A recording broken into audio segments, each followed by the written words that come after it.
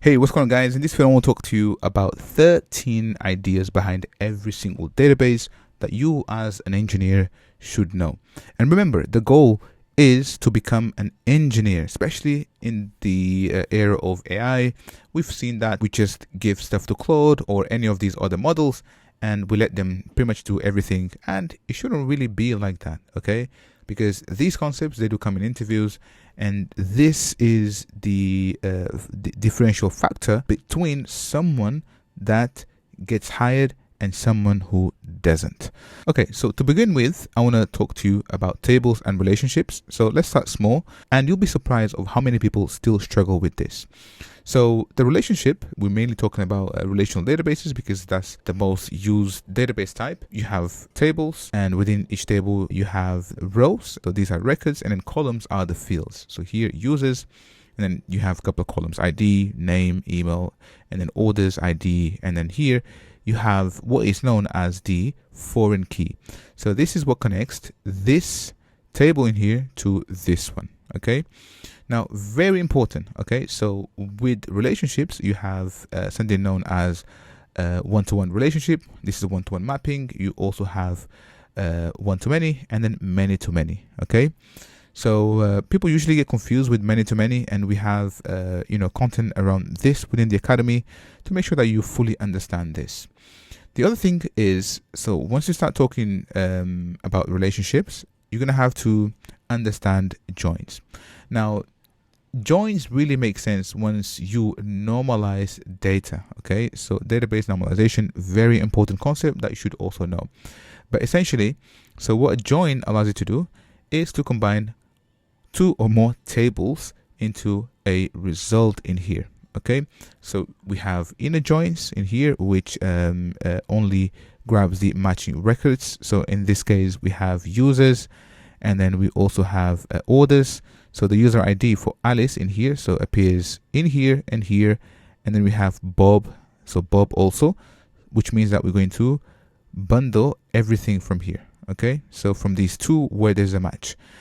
Also, we have the left, so left join.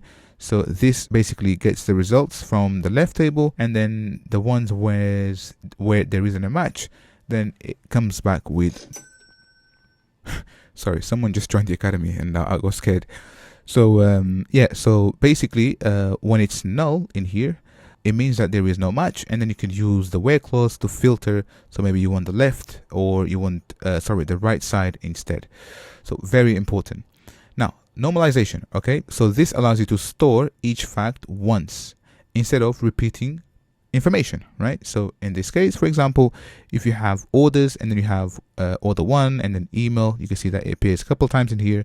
So what you do is you extract this into two tables. So one, which is the customer, okay, and then you can basically have the email, which is now in one place, and then you have orders, and then here you have the ID. Okay, and what this means is that now you can combine these two by using foreign keys. So database normalization, very important. First normal form, second normal form, third normal form, fourth normal form as well, very important. And you'll be surprised that a lot of people don't talk about these things anymore just because of AI. Cool. The other thing is indexes. So indexes allows us to speed up the queries in our database. So if you imagine that you're looking for this element within your table and there is no index, then it means that you're gonna have to read every single row.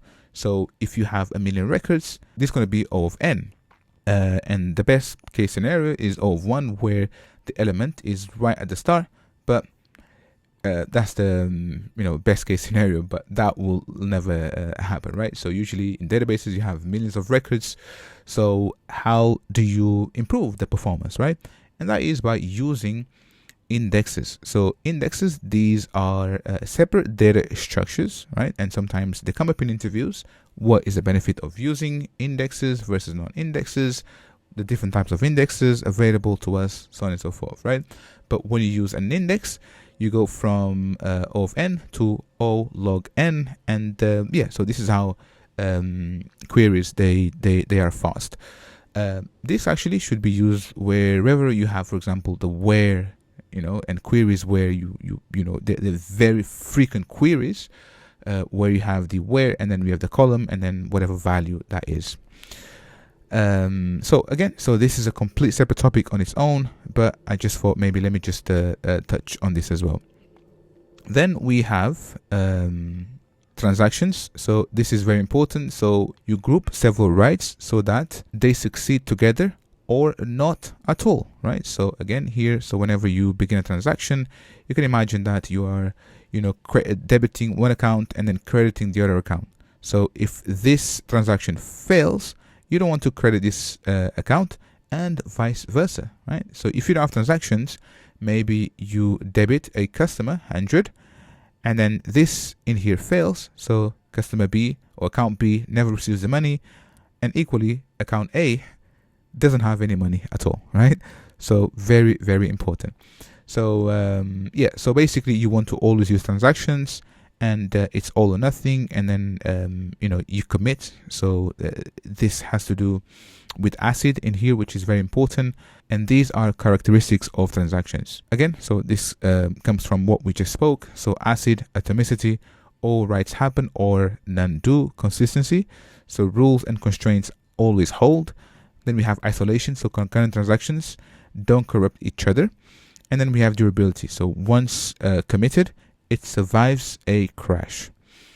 Cool. The other thing that comes a lot in interviews is locking, right? So we have pessimistic locking versus optimistic locking, right? So you can imagine where you have two transactions, and the first transaction, so for pessimistic, so locks the row first. So it locks this row, and then B tries to access this same row, imagine a seat, then it has to wait. Okay.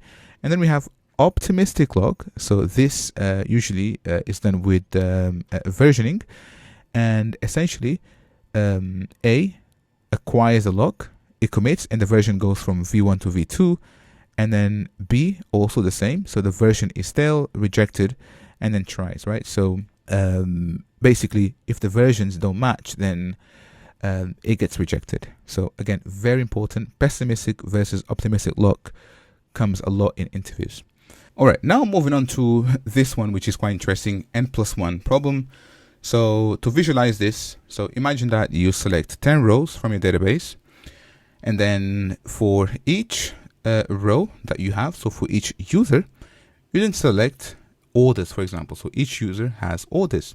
Now for 10 users, right? So you're gonna have to select extra data, right? So you select, and then within a loop, you go through each loop, and then you basically get more data from it. Now this here is very dangerous, and there's ways that you can solve this. And again, it comes a lot in interviews.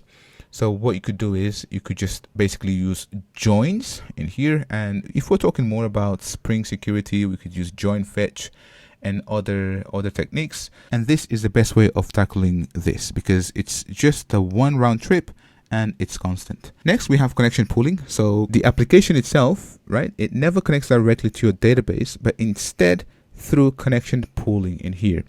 So each thread in here, so when there's a request, basically it borrows a connection, and then it utilizes, and then it puts it back to the pool so that the next available thread is able to utilize it. Okay. So opening connection is expensive, as we all know, and a pool keeps a fixed set of open and hands them out. So requests borrow and return instead of paying the setup cost every single time. Very, very important in here, right? So and also actually you cap the total connections that you have to the database. So very important stuff that you should definitely be aware of. And again, for us, because we use sometimes Spring, Boot, and all of these frameworks, we don't even get to see this, okay? But as soon as you go to production, these are things that you need to be aware of. Then we have caching in here. So keeps hot results in fast memory, and quite popular these days when it comes to system design for you to introduce caching.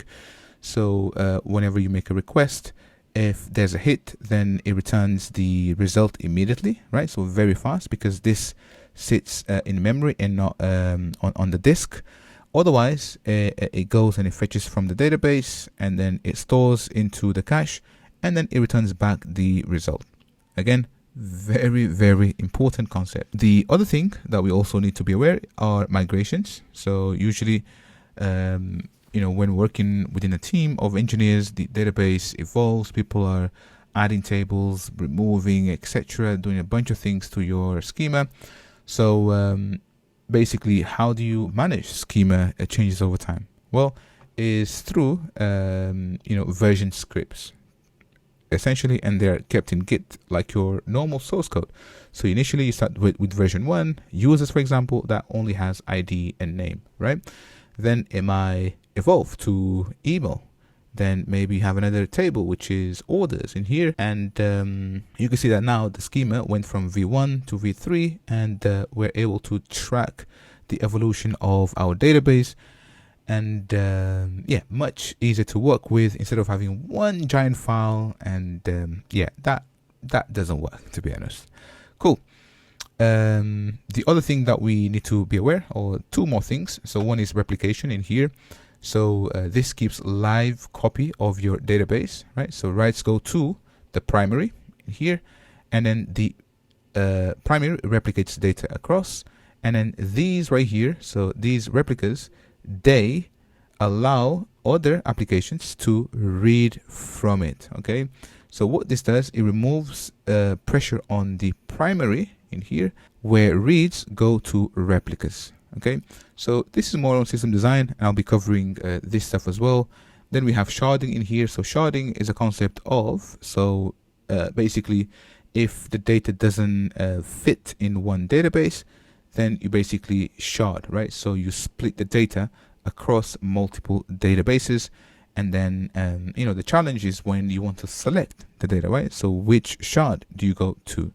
So then this is often used by a sharding key, right, or the router using a hashing technique. And bear in mind that if you introduce sharding, right, so it doesn't mean that you introduce sharding that you're not gonna have to deal with something else, which is not the case. Okay, so if you introduce something, just bear in mind that you're gonna have to deal with other things, and it's always a trade-off. And this is what comes up a lot in system design interviews. All right, so I think this is pretty much it. If you have any questions, feel free to let me know.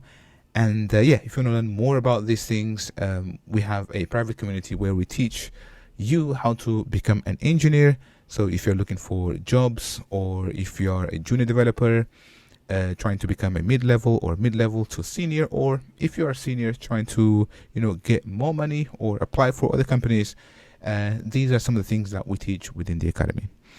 Cool, this is pretty much it, and I'll see you on the next one. Assalamu alaikum.